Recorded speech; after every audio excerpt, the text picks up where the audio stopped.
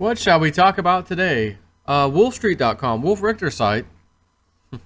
This is like, I mean, I know it's not zero hedge, but man, this guy is on point with anything he talks about. The data, the numbers, man. Spain's Supreme Court flip-flops on mortgage ruling after just one day amid bank stocks bloodbath, legal shitstorm erupts. Imagine being the Supreme Court and because the markets are failing based off of something we ruled on. Black, no trade backs. Oh yeah, we need to trade back. We made a mistake in our ruling. We gotta re-rule. Do over. You're the Supreme Court.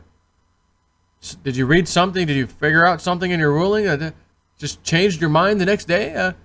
Or is there a bloodbath in your markets? And for political reasons, you need to change your tone. Is that what we're seeing here right now? Spain's Supreme Court flip-flops on mortgage ruling after just one day amid bank stocks bloodbath, legal shitstorm erupts.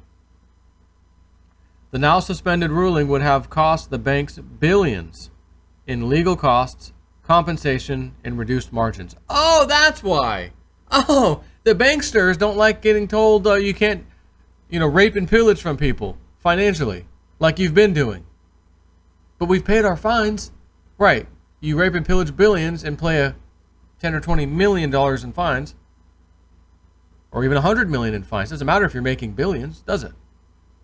Hey, listen, I got a plan for you guys. You're going to make $4 billion on average yearly. With every few years, occasionally, you're going to have to pay about half of $1 billion, 500 mil, in fines. So hold on, we're going to make $4 billion, and every now and then pay back half of $1 billion. Sounds like a great business model. We'll follow that. And, no one's going to jail even? No, just pay a fine. Really? No kidding. The now suspended ruling would have cost the banks billions in legal costs, compensation, and reduced margins.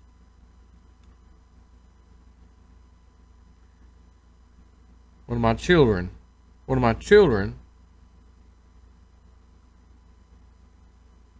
texting me. Spain's, let's go on.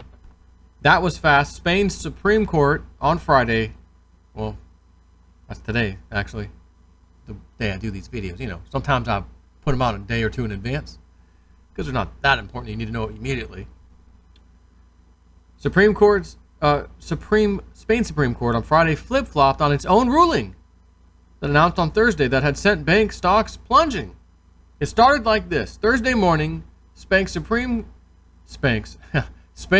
Court did something nobody was expecting. It ruled that the country's banks must pay stamp duty on mortgage loans, which would send them back billions of euros in legal fees and compensation, while heaping further pressure on their lending business.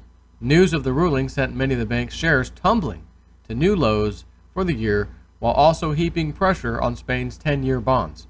The Supreme Court states that the person who must pay the stamp duty in the public deeds of loans with mortgage guarantees is the lender, not the one who receives the loan. I mean, it makes sense. I don't see anything wrong with that. The court said in a document.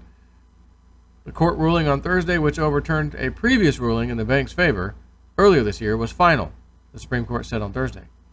But by lunchtime Friday, the court has decided to suspend the ruling in light of the acute economic and social impact it was having, meaning the banks were in trouble. The chart below shows shares of Bankia, which, here we go. You may want to take a peek again at this one, which by the way, 90% state-owned. The effing government owns the thing now. Out of all the bailouts, it owns it now. Following the Thursday announcement, the already beaten down shares plunged 10% at one point. The Friday flip-flop repaired some, but not all of the damage, as you can see. It's impossible to tell just how much the total compensation bill would have come to, since stamp duty varies across Spain's regions. As many as 8 million mortgage customers would have been affected by the court ruling, said the Spanish Consumer Association, ADICE, I'm not sure how to pronounce that. The question everyone, in particular the bank's lawyers, were asking on Thursday is whether or not the law would be applied retroactively, as happened in the floor clause scandal of 2016, and if so, from when. Thursday's ruling did not stipulate from what point clients would be entitled to be compensated, but Spain's legal system allows customers to reclaim compensation from tax authorities for cases going back 4 years. So the banks have to pay these fees now, which basically says, no, the government has to pay them. Because the effing government owns the banks, thanks to all the bailouts. So now you can't even make a legal decision from your Supreme Court because of the economic impact. Just like we were told in 2008. We need a lot of money, $800 billion worth. TARP funds. For what? Well, we just needed kind of a big number. Oh, and AIG, we got to bail them out as part of that. Because that's an insurance company who's going to bail out the banks. And they can't bail out the banks because they don't even have kind of enough money to bail the banks out. So the government going to step in and do that. But see, the government doesn't own the banks over here. We bail them out, but we don't own them. Over there, they bailed them out and they own them. It's part of that deal, how that went. So now the government's saying, well, if a bank is hit with a fine or is responsible for a certain tax or money or whatever this is, and the Supreme Court rules on that, we don't have the money to pay it. And normally they'd be saying the banks don't have the money to pay it. But since the government is the bank, let's just throw the rule of law to the side because of the economic impact it could have.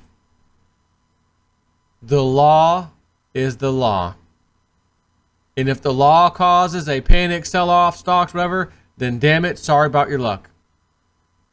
Because people like me and a lot of others have been talking about this for years now, telling you the problems we have and why are we bailing them out. This is going to lead to worse things and bad things. And then here we have another instance of that. Now they can't even issue a court order or whatever. This is our decision, a ruling.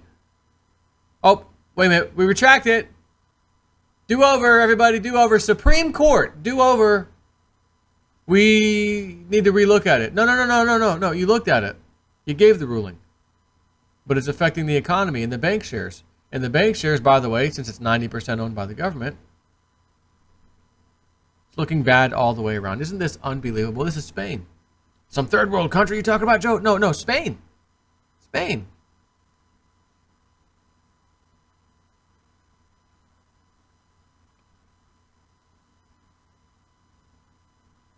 In March, the rating agency Moody's forecast that the total cost will probably exceed the amount the sector has shelled out in compensation to victims of the floor clause scandal, which at the time of Moody's report was between 3.5 billion euros and 4 billion. According to analysis conducted by Reuters, Spanish banks could have ended up paying anything between 1.7 billion and 10 billion in compensation. That's a pretty large, in between there, Reuters. Judging by the immediate response of Spanish bank shares to the news, investors were expecting the worst. Shares of mostly state-owned Bankia fell more than 7% in early morning trading and ended up the day at 5%, while Banco Sabadell and CaixaBank fell 6.3% and 4.6% respectively. Smaller regional savings banks were also hit hard, with Leiter Bank and Unicaja down 7.2% and 5.5% respectively. The bloodbath continued into Friday morning, with some lenders down 3 to 4%.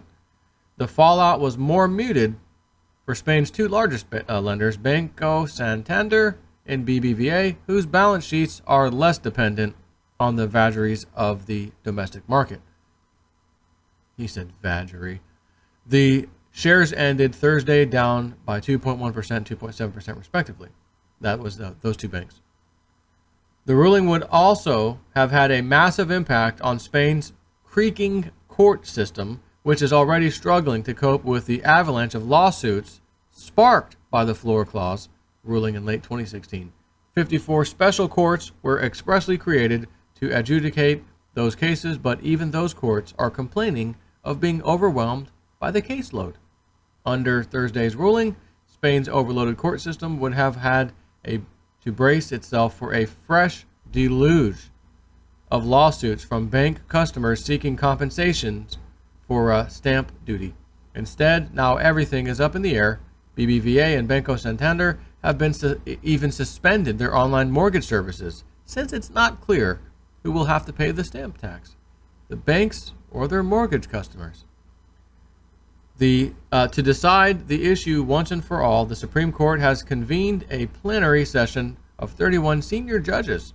But even if their verdict comes down in the bank's favor, that won't necessarily mean the banks are out of the woods, since consumer groups could opt to appeal the decision at the European Court of Justice, as they did with the floor clauses.